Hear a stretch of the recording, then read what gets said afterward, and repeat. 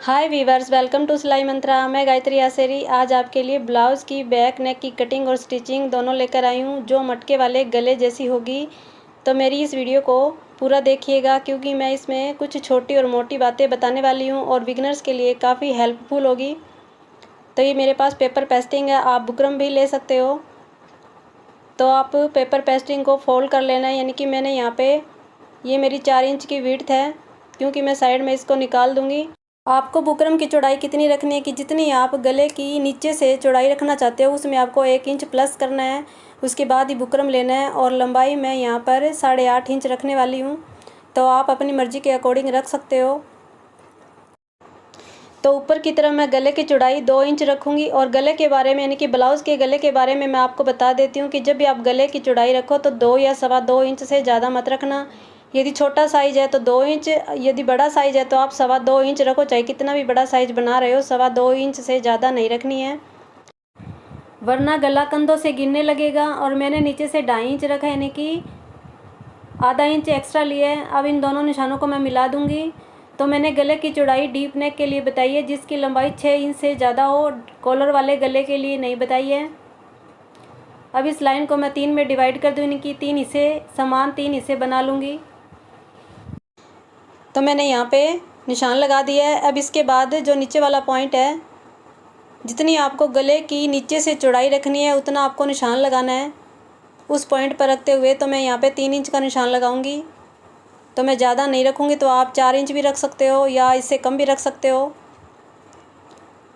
अब इसके बाद जो ऊपर वाला पॉइंट है, उससे आधा इंच आपको अंदर की तरफ निशान लगाना है।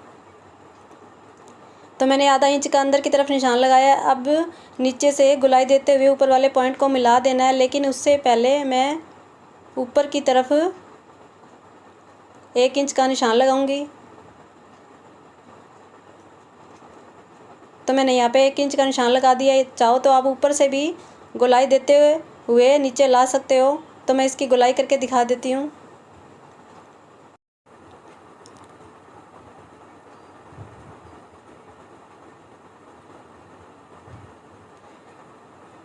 तो गोलाई आपको बड़े परफेक्ट तरीके से करनी है, यानी कि इसकी गोलाई बननी चाहिए।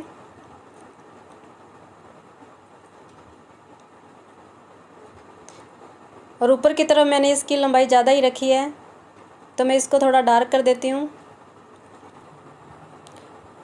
और गले की कटिंग करने से पहले आपको गले को पिनअप कर लेना है। तो पिनअप करने से क्या होगा कि गले की कटिंग जो है एकदम परफेक्ट आएगी और गला कहीं से भी आपका टेढ़ा मेढ़ा नहीं होगा। तो ये कुछ छोटी छोटी बातें हैं जो आपको ध्यान में रखनी है। तो मैं इसकी कटिंग कर दूंगी। तो मैंने इसकी कटिंग कर दी है। अब साइड से आपको जितना रखना है उतना रख सकते हो। तो मैं यहाँ पे साइड में रखते हुए इसकी भी कटिंग कर दूंगी।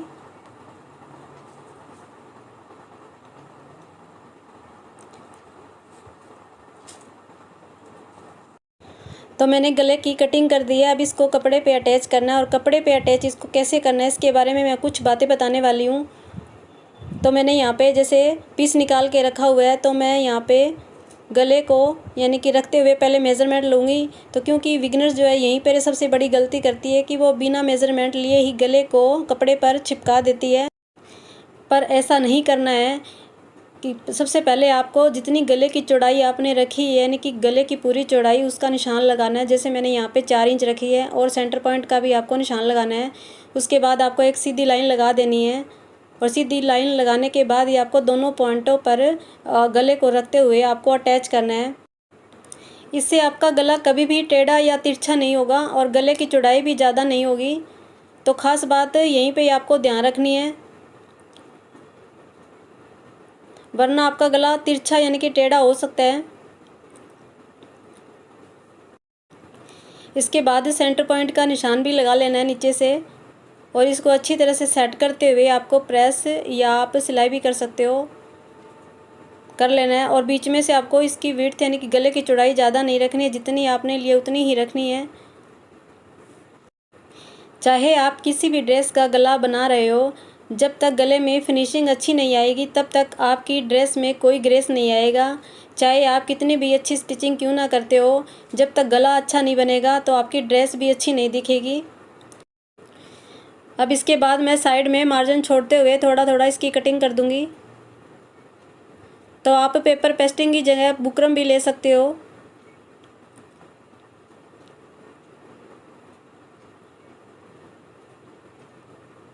अब कटिंग करने के बाद साइड में इसको स्टिच कर लेना है, तो मैं इसकी स्टिचिंग कर दूंगी। आप मेरे सिलाई मंत्र पेज से भी जुड़ सकते हो, और जो बिगिनर्स है जिनको गले की कटिंग करनी नहीं आती है तो वो सीधे बुकरम पर कटिंग ना करते हुए किसी कागज़ पर आप प्रैक्टिस करती रहें, तो उससे आपकी प्रैक्टिस भी बनी रहेगी और आपको गले की कटिंग करनी भी आ जाएगी। और जब आपको गले की कटिंग करनी आ जाए तो उसके बाद आप बुकरम पर या किसी पेपर पेस्टिंग पर गले की कटिंग कर सकते हो, और उसको डायरेक्ट कपड़े पर न लगाते हुए किसी पुराने कपड़े पर आप उसको अटैच करते हुए स्टिच कर सकते हो और अपनी फिनिशिंग देख सकते हो। तो मैंने यहाँ पे इसकी स्टिचिंग कर दी है। अब इसके बाद इसको फोल्ड करते हुए इसका सेंटर पॉइंट निकाल लेना है। इसी प्रकार आपको ब्लाउज़ में भी सेंटर पॉइंट का निशान लगाना है। तो मैंने यहाँ पे सेंटर पॉइंट का निशान लगा दिया है।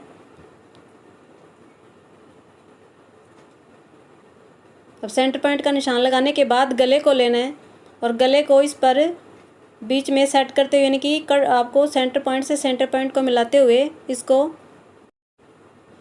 पिन अप कर देना है। तो आप चाहो तो बीच में इसके सिलाई भी लगा सकते हो, लेकिन मैं सिलाई नहीं लगाऊंगी, मैं पिन नहीं लगाऊंगी। और उससे पहले नीचे से भी आपको सेंटर पॉइंट का निशान लगाना है, यानी कि दोनों के सेंटर पॉइंट आपस में मिलने चाहिए। उसके बाद ही आपको पिन्ने लगानी है, और पिन्ने लगाने के बाद इसके चारों तरफ से यानी कि गोलाई लेते हुए आपको स्टिच करना है। तो मैं इसकी स्टिचिंग कर दूंगी। यदि आप पहली बार गला बना रहे हो तो गले की जो स्टिचिंग धीरे धीरे ही करें, क्योंकि जल्दबाजी में जब गला बनाते हो तो आपका गला बिगड़ सकता है। तो जब आप धीरे धीरे इसकी स्टिचिंग करोगे तो आपकी सफाई भी अच्छी आएगी और गला भी अच्छा बनेगा। तो मैंने यहाँ पे इसकी स्टिचिंग कर दी है, यानी कि गला बना दिया है। तो आपके गले की गोलाई परफेक्ट आई है या नहीं आई, आप इसको पीछे की तरफ से देख सकते हो। अब इसके बाद इसकी अंदर से कटिंग कर देनी है, यानी कि मार्जिन छोड़ते हुए 1/4 इंच का मैं मार्जिन छोड़ते हुए इसकी कटिंग कर दूंगी।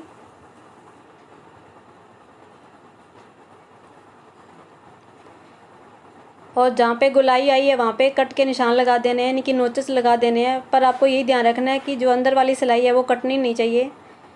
तो नोचेस लगाने से इसकी गोलाई अच्छी आती है।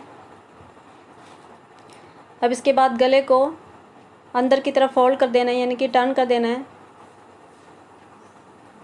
तो इसके लिए यहाँ पे आप नाखून की सहायता से इसको प्रेस कर देना है, इनकी कपड़े को गले को अच्छी तरह से अंदर लेते हुए इस पर प्रेस कर दोगे तो गला अच्छी तरह से सेट हो जाएगा। तो इस प्रकार आप नाखून से प्रेस करोगे तो गला अपने आप ही सेट हो जाता है। अब इसके बाद गले को फोल्ड करते हुए ऊपर से स्टिच कर देना है। तो मैं इसके ऊपर से स्टिच कर दूंगी। तो मैंने इसको स्टिचिंग कर दिया और इसकी पिनें निकाल दूंगी। अब मैं गले में लेस लगाने वाली हूँ, तो मैं ये लेस लगाऊंगी। तो मेरी साड़ी की मैच की लेस रखी है, तो मैं इसी को ही लगाऊंगी। तो आप चाहो तो यहाँ पे मोती से भी इसको डेकोरेट कर सकते हो या वर्क भी कर सकते हो। तो मैं लेस को नीचे रखते हुए ऊपर से स्टिच करूँगी।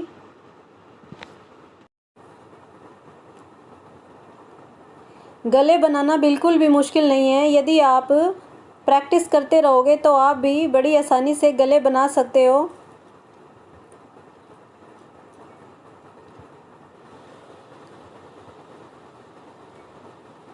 तो मैंने ये लेस भी लगा दी है और इस प्रकार मैंने गला बना दिया है। और मैंने गले की लेंथ कम ही रखी है और इसकी विड्थ भी मैंने कम रखी है। तो आप अपनी मर्ज़ी के अकॉर्डिंग ज़्यादा रख सकते हो। और ऊपर की तरफ मैंने इसकी लेंथ यानी कि इसकी लंबाई भी ज़्यादा ही रखी है, तो आप इसकी लंबाई कम कर सकते हो या फिर इतना ही रख सकते हो। और नीचे से इसकी लेंथ आप बढ़ा सकते हो और इसकी चौड़ाई भी आप बढ़ा सकते हो। और आज के मेरे सिलाई का मंत्र बिगिनर्स के लिए यही है कि जब भी वो किसी भी गले की कटिंग करे बुकरम या पेपर पेस्टिंग पर, तो सबसे पहले आपको गले के लिए पीस निकाल लेना है, जितना भी आपको निकालना है। और उसके पश्चात उस पर 5 नंबर की सिलाई लगा लेनी है। और सिलाई लगाने के बाद ही आपको गले के लिए निशान लगाना है, जो भी आप गला बनाना चाह रहे हो। और गला बनाने के पश्चात उसकी कटिंग कर देनी है और सिलाई को निकाल देना है। इससे आपके गले की चौड़ाई जो है कम या ज़्यादा नहीं होगी और गला भी परफेक्ट बनेगा और गला तिरछा भी नहीं होगा। क्योंकि गला टेढ़ा होने का एक कारण यह भी है, तो इसलिए बिगनर्स को इन छोटी छोटी बातों का ध्यान रखना है और इन्हीं बातों को फॉलो करना है यदि वो प्रॉपर गले की कटिंग करना चाहती है। तो यदि ये मेरी बातें और मेरी वीडियो आपको अच्छी लगी हो तो प्लीज़ वीडियो को लाइक कीजिएगा, शेयर कीजिएगा, सब्सक्राइब कीजिएगा। मिलते हैं नेक्स्ट वीडियो में, तब तक के लिए बाय बाय।